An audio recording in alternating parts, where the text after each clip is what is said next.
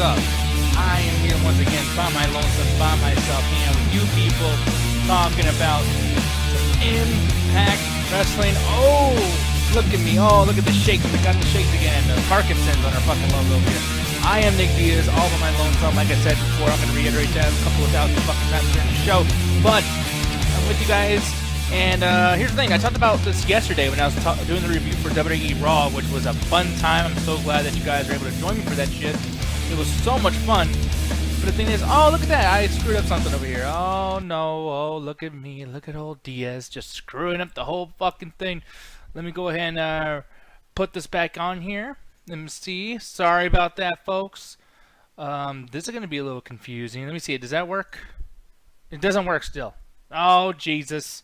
I done screwed it up, y'all. Let me see. I'm going to try one more thing here to make sure that this thing absolutely works just fine. I can hear myself. Let me see. All right, there we go. Now we're good. I think we're all good here, folks. Technical difficulties. Those are always fun, right? Huh? I feel like it is. It's all good. But the thing is, though, we're here. I had to watch Impact Wrestling extremely fast. So the biggest thing here that I want to discuss really quick is I'm not a big fan, or not a big watcher. I'll fix that. I'm not a big watcher of Impact Wrestling because of the fact that I just don't have enough time to watch all the wrestling. I got AEW and NXT on Wednesdays. I got Monday for the Raw. I got SmackDown on fucking Fridays. There's a lot of wrestling to be had. And it's kind of hard to kind of catch up with everything. But at the same time, though, is that every time I watch Impact Wrestling, I'm always left with the idea that they have some really good shit going on. And I really appreciate about Impact Wrestling because you guys probably, for those of you who actually followed Impact Wrestling, I know there's probably not a lot of you, but the people who have followed Impact Wrestling have probably thought to themselves, wow, this company is just going to go out of business one day. That was a big popular thing to say about Impact Wrestling when they were still TNA, right after the Hulk Hogan regime with Bischoff and everybody came in for 2010, 2011, 2012, and then left by 2013. Impact Wrestling went straight to Destination America, went to Pop TV, all these other channels that didn't have like a really big like group, watching the shit. And it really sucked because I really do think that, at the end of the day, it was actually some pretty good wrestling. And you should want that. You should want people to have really good wrestling on your fucking TV. And shouldn't have people complaining about like, oh, well, they should just get out of the way and let WWE have the monopoly over everything. So I'm glad that Impact Wrestling is around.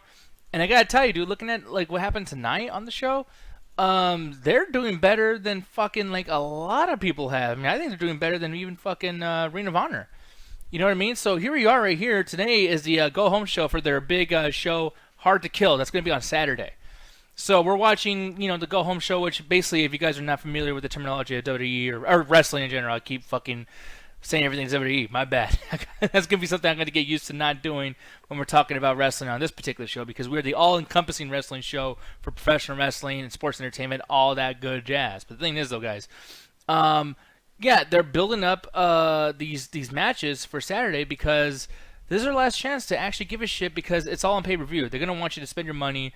They're going to want you to get into this so you can enjoy the show. And they just had Genesis recently, too, which was actually one of their biggest pay-per-views. I remember back in the day, that's where the big debuts happen. That's when they get wrestlers from other territories to come in. It's usually during Genesis. So I know they're going to have some big reveals this Saturday, and it could be reveals from AEW. You don't know because now when they're doing all this interpromotional wrestling work with each other, you can probably expect that lots of things are going to be cool once they encompass to each other. Rojo Bear saying, Dane, I work Saturday. Yeah, we'll figure out a way. I might even put this in a separate room in the after hours, man, because I want to watch some fucking Impact Wrestling, and they're doing some of their best stuff right now. One of the biggest things they have going on is this storyline with Sami Callihan, Eddie Edwards, and Ken Shamrock. And then obviously right here, Don Callis has his new group. I don't know if they have a name yet, but he has a group of the Good Brothers, Luke Gallows and Carl Anderson. They were WWE. They were with AJ Styles for a while. They've also been part of the Bullet Club and the original club. That whole stupid fucking gimmick they were doing WWE recently. The last time we saw them was in a match with the Undertaker in WWE. So now that they've been in Impact Wrestling, they've won the World Tag Team Championships, and now they're going to be going into a feud with the Motor City Machine Guns. And by the way, this is something that's new to me. I did not know that they're actually in a storyline with these guys. I didn't even know that the Motor City Machine Guns were even back. But the thing is, though, is that Luke Gallows and Carl Anderson have have teamed up, linked themselves with Kenny Omega during the feud with Jon Moxley, which is actually a pretty cool thing. They actually showcased that on AEW last week. I actually just caught up with AEW literally earlier today. And I thought it was a pretty cool situation where, John Moxley is walking around with this barbed wire bat, trying to be like the coolest professional wrestling version of Negan you could possibly be. And, yeah, dude, he hit Kenny Omega once in the stomach with this, and then all of a sudden Luke Gallows and Carl Anderson come into the ring from the outside. Very much like, it kind of reminded me of like when Marks hit the ring. You know what I mean? Like when people like security or whatever come to the ring, it's like, holy shit, like this is a real fight, and it feels like an invasion. It's something I really enjoyed about like Jim Cornette talking about this way back in the day. We used to talk about how he really wishes invasions were treated with more respect. Evan Diaz, hey, you share the last name as I do, man. Awesome. You're saying, just remember, if we don't forget his teachings, he's never gone. Eddie Kingston, rest in peace, Brody Lee. Thank you very much for saying that. I loved Eddie Kingston's little tribute, to Brody Lee 2 weeks ago on AEW. I think that was really good. There was a referee that had a really touching tribute to Brody Lee. So, I mean, bravo to all those guys doing that shit. And honestly, it really sucks to know that Brody Lee's gone. But at the same time, wrestling's going to continue on the way it is. It's just the way it's going to be, man. But I do hope that they don't like overly do the tribute stuff. I know they're using Brody Lee's son a lot on AEW Dark, but we'll probably save that for tomorrow when we discuss that. AEW Dark is a Tuesday show, and I should have discussed it today, but there's only so much time I have in the world. You know what I mean? But this whole thing with Carl Anderson and Luke Gallows, the Good Brothers, being involved in the AEW thing, I think this is going to lead to a much cooler situation here. And who knows, it might come all to a head at Hard to Kill.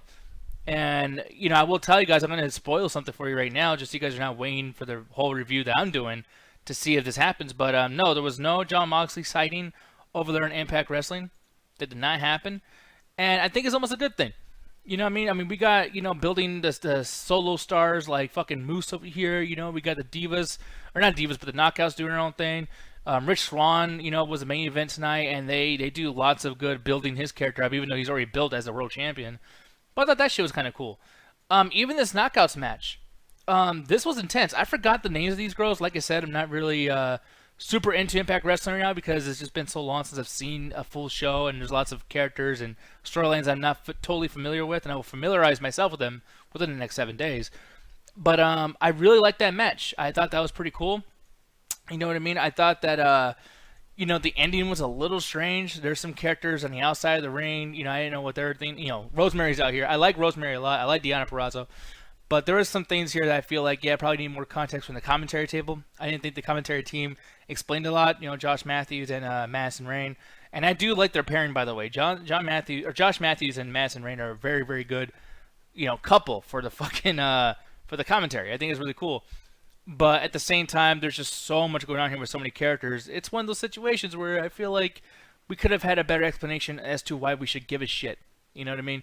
Speaking of why we should give a shit, I do not like the way they handled this, guys. So in the chat, if you guys disagree with me, please come into the call and tell me why I'm so fucking wrong. But the thing is, though, man, you got the Good Brothers right here with Kenny Omega and Don Callis. Don Callis is the administrative leader, who is kind of the encompassing connective tissue between AEW and AEW and Impact Wrestling. He's a person who's leading these guys, this team, together and having them go fuck with Jon Moxley or come back over here and fuck with Rich Swann or fuck with Motor City Machine Guns. But instead of showing his administrative power and him being very serious about this whole fucking thing, which he does say, hey guys, no jokes here, okay, no jokes. But he's saying it in a joking way while these guys are arguing about what's like left in the refrigerator. You know what I mean? Like Kenny Omega's like, hey, who drank the last fucking swoosh or whatever the fuck he's talking about. And then one guy's like, yeah, I did it. Bad see me. Oh, I drinksy it. He keeps everything is like, drinksy, eatsy, foodsy. Like he keeps doing that, and he's QTing up up all the words that he says. And I don't know why he does that. I don't know if that's a joke or something. Maybe it's like a, hey, we're broskies, so everything has to have ski or yee at the end of the fucking words. But I feel like the fact that even needs to be fucking explained is a problem. And by the way, like even if it is explained, it's a joke. It's comedy. And they're involved in a really serious, invasive storyline with another promotion. I feel like you gotta take this shit fucking seriously. The fact that they didn't is a very, very huge issue that I have with this fucking thing. But they're over here just shooting shit, drinking some beers or whatever the fuck the case is. And Don Callis is losing his mind about this. And I think that, for a segment that could have been the main event of the show, and I know it's not a wrestling match, you know what I mean? But it's technically a segment can be a main event of a show. You can build the whole show around a certain segment and let people know, hey, these guys are the guys you want to pay attention to. But this is just like a comedy skit, and I think it's really missing the point of what it's doing. I mean, I know it's kind of easy or silly for me to say from my fucking, from my armchair at the house. Oh, you guys are doing it wrong. Like, I'm not involved in the fucking marketing here or what they're trying to do. But I also think that, there's a part of this where, I've watched enough wrestling and I know enough about, building shows, building pay-per-view events, winning the ticket of the consumer. Am I going to buy a $50 pay-per-view because these guys are funny? No, I'm not. I'm going to wait till next week where more jokes come out for free, and then I'm going to not laugh at those too. You know what I mean? It's a very annoying thing that they have going on. They have the priorities in the wrong spot. And I would usually take points off of that and be very, very upset, but to move on, while they're doing shit like that, we got the seriousness of Sami Callihan literally rubbing barbed wire against his face in this little tribute video to build up their promo, or build up their match at Hard to Kill. Eddie Edwards, I remember when he wasn't that big of a deal. He was teaming with Davey Richards, and they were doing. I think they were called the Wolves or whatever. I like Eddie Edwards a lot. I think he's a good worker.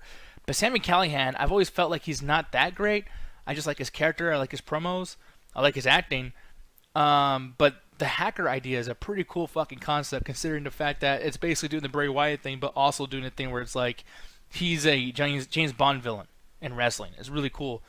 But then, you got the storyline getting so personal where it's almost like, okay, like this is going to culminate into a fucking match. The guy literally he's kidnapping his fucking wife, dude. His wife is being kidnapped. Like, what is that? It's some silly shit. You know what I mean? And I got no problem with it. It's cool that the wife's getting kidnapped, I guess, because you got to hate your fucking villain. And, I'd be mad if someone was stealing my fucking wife and kidnapping her in some stupid, silly fucking little cell. But then you get Ken Shamrock over here. This is A. Edwards, and Ken Shamrock's like, oh, yes, wrestling, I'm real. It's fucking stupid. They wrap him up in barbed wire, dude. And he's just, like, standing there, just, oh, no, barbed wire. He's not fighting back. Ken Shamrock is stiff as fuck when he's fighting him. I like Ken Shamrock as a wrestler. When I was a kid, Ken Shamrock was my favorite wrestler over Stone Cold Steve Austin. I fucking love Ken Shamrock. In his UFC days, I love Ken Shamrock there too. Huge fucking Shamrock mark is what I am. And seeing him here is just a little sad, And by the way, Ken Shamrock should not be playing fiddle or second piece or whatever the fuck to goddamn Sami Callihan.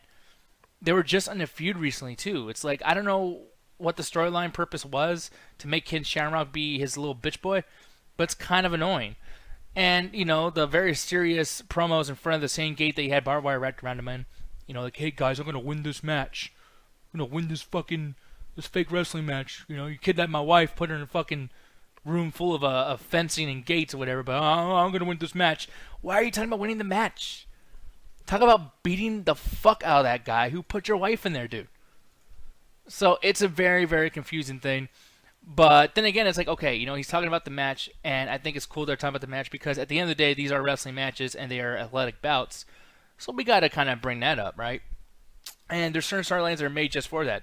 Like this storyline, the X Division Championship. Chris Bay versus Manic versus Suicide versus Rojo Raju. I forgot his fucking his name in general. This guy right here is about to take the electric chair drop. I love that fucking move. Oh, and he just falls forward. But the thing is, man, I'm really surprised that Manic and Suicide are a team. I didn't know that they were a team before. I remember them being rivals for the longest time, but they're a team here. Kind of a cool thing. Chris Bay is literally my favorite wrestler from Impact Wrestling right now, and he did get the win in this match, which is really, really cool.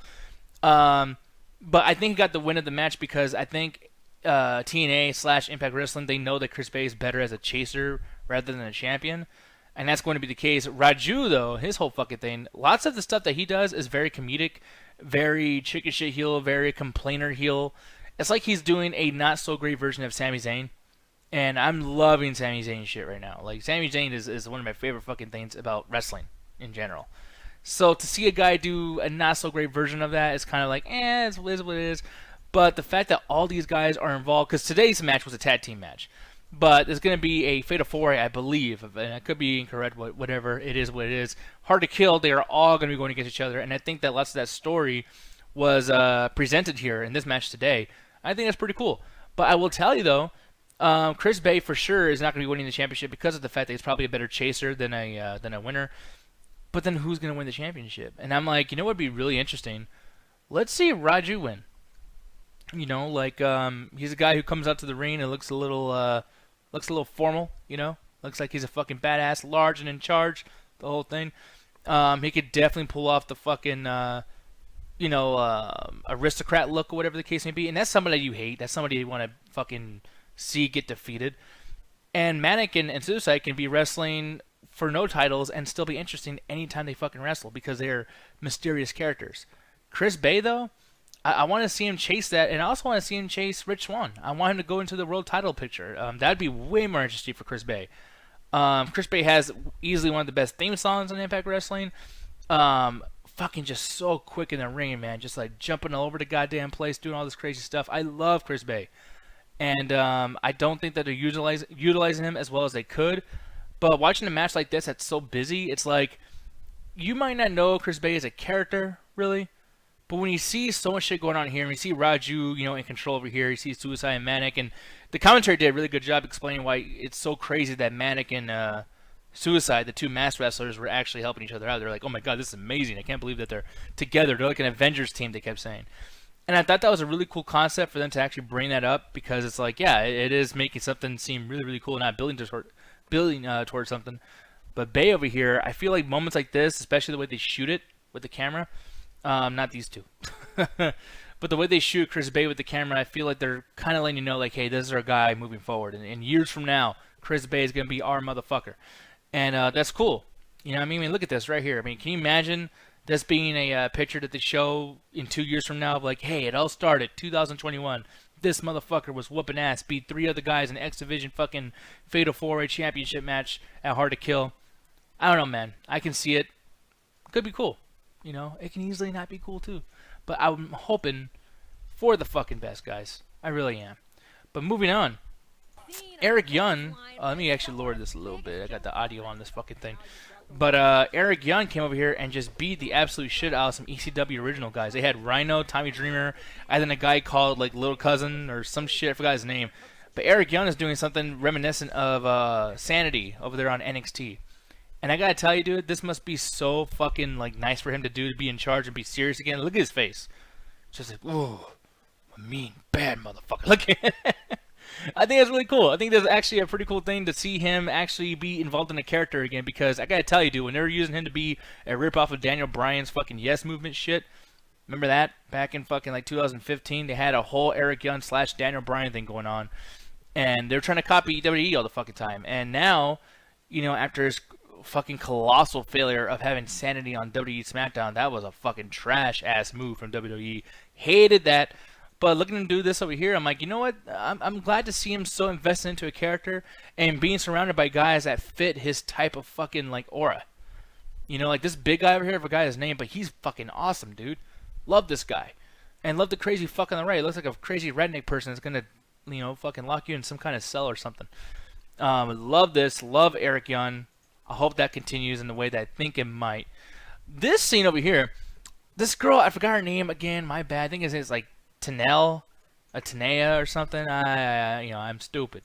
But they actually really built the character of Rosemary up here, because Rosemary is fucking insane, dude. She's like a Marilyn Manson music video come to life or something. Actually, it's funny enough. 5 years ago, she came out with Abyss 2. Some Marilyn Manson music. Forgot what fucking song it was. But over here, they built that character up with, this girl, Tanella, whatever her name is, trying to discuss, like, hey, we should talk about some mini wrestler toys or whatever the fuck. And she's like, oh my god, like, how many are you going to buy? Blah, blah, blah. It's like, it's a whole advertisement. It's a commercial. Meanwhile, Rosemary just halfway through beats the shit out of her, squeezing her fucking wrist and all that stuff. That's comedy, but it works within the universe of what wrestling is. You know what I mean? Like, Rosemary's a crazy bitch. You're going to, you're going to walk over there, you're going to talk with her, you're going to make a joke or whatever, try to be funny, and she's going to ruin the moment by being a crazy monster. And I'm like, dude, it's actually not too bad of an idea. I'm not against that. It's actually pretty cool. So, Rosemary, I think right now, I'm going to let you guys know, she was an MVP of the entire fucking show. I thought she was badass. But then again, it's like, you could be building up stuff for Hard to Kill, but you want to entertain for this, which is fine. I'm not against that. But you had other options. and you didn't take him, so it is what it is.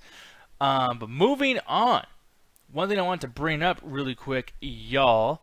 Matthew Palmer. I don't know if this guy is a wrestler who's been here for a long time or anything. I don't know if he's just like some kind of indie boy that they gave a shot to for just this episode.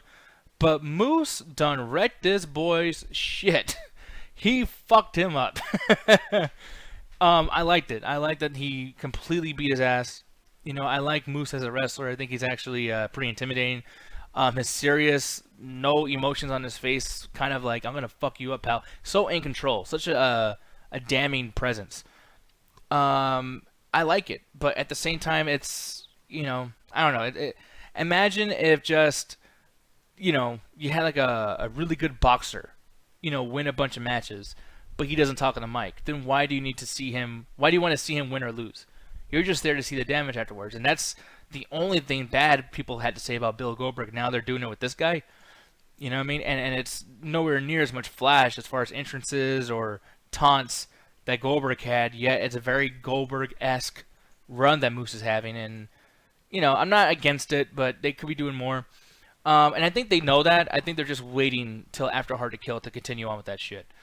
We get a little package over here talking about, you know, Kenny Omega and the AEW boys or the TNA boys or whatever the fuck you want to call it, Don Callis and this team. And, you know, it's cool, but I don't think there was enough there for a video package. They could have just said you know, hey, last week this happened. But they didn't do that. It is what it is. But to see Carl Anderson have such a great match with Rich Swann, gotta tell you, dude, they didn't have to make this as competitive as they did. And I'm glad that they made it competitive, but at the same time, it's like, it's, you know, Hard to Kill is coming up. You had this storyline here, this little, I forgot what the fuck you call it, but it's a stipulation. They had a stipulation that nobody from either team should be at ringside. And I thought that was kind of a bad idea. I feel like, you know, you had to have some kind of cheap ending. And the cheap win, by the way, that happened was not even from Carl Anderson. Rich Swann cheated with a roll-up to beat Carl Anderson.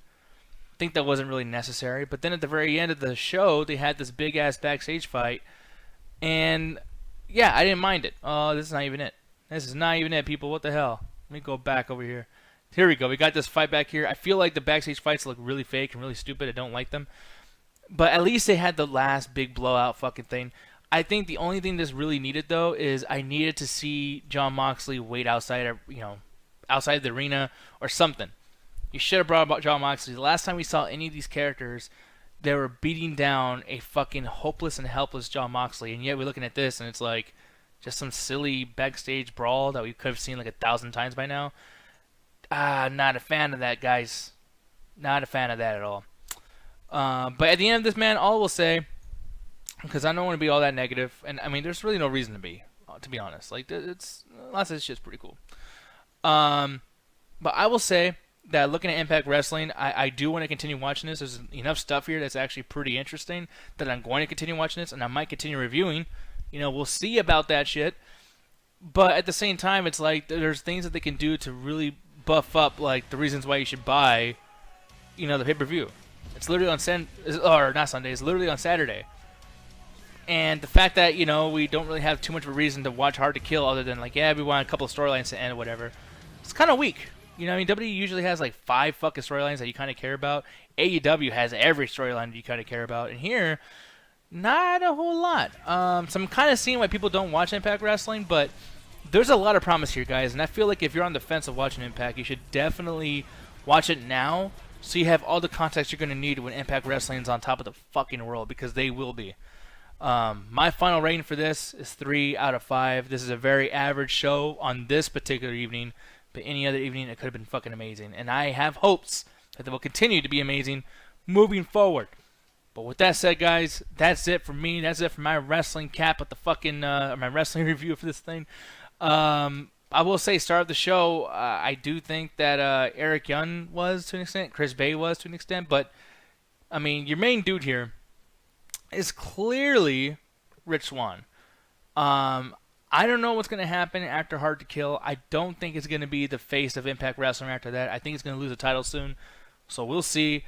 But that's it, guys. Rich Swann, champion, wins the match at the end of the show.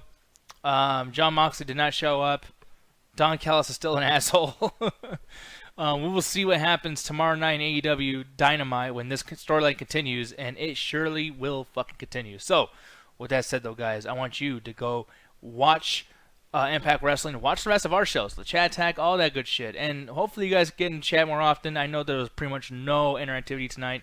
Maybe I gotta put more of a marketing thingy out there to let you guys know when we start. But I appreciate the support. If you are watching this over there on YouTube, I saw there was a couple of views in there. I want you guys to know that this will continue, this ringside hangout shit. I might actually say this for, some fucking morning show or something. Might be better than. Roger's saying, I'm out tomorrow for AEW. Nice. Yeah, man. Maybe I can have you on the show or something. That'd be really cool. Because I got, I feel like I got to bounce off somebody. You know what I mean? But the thing is, though, guys, I will be back tomorrow to discuss NXT and AEW. It'll be fun as shit. It'll be cool as fuck. And if that's not the case tomorrow, maybe I'll try to do something on Thursday morning. Maybe that might work out a little bit. I don't know. But you guys are the shit, though. Seriously, I love y'all very, very much. Go enjoy the chat tag stuff. Go enjoy Double Toast and all that good jazz. But we, sir, are fucking done. You're going to hear some music. Ooh, yes, some music indeed. You guys have a wonderful fucking evening. Attack the chat. Stay tuned.